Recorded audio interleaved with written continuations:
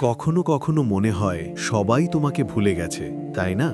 যার উপর ভরসা করেছিলে সেই একদিন মুখ ফিরিয়ে গেছে। তুমি কাঁদো, তুমি ভাঙো, কিন্তু কেউ বোঝে না তোমার অন্তরের কষ্টটা।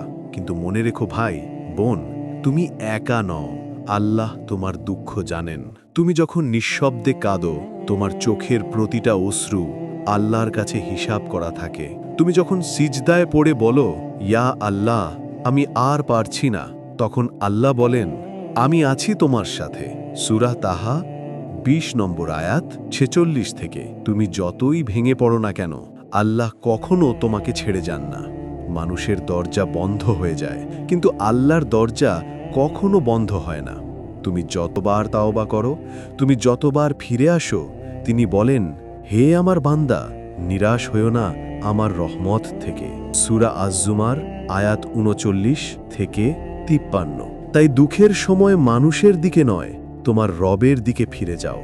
তুমি যদি মানুষকে বলো, তারা শুনে হাসবে, কিন্তু আল্লাহকে বললে তিনি তোমার জন্য আসমান খুলে দিবেন ইনশাআল্লাহ।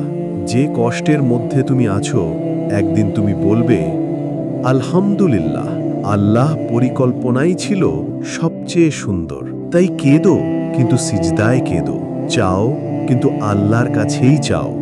বিশ্বাস রাখো, আল্লাহ কখনো কাউকে ফাঁকা হাতে ফেরান না।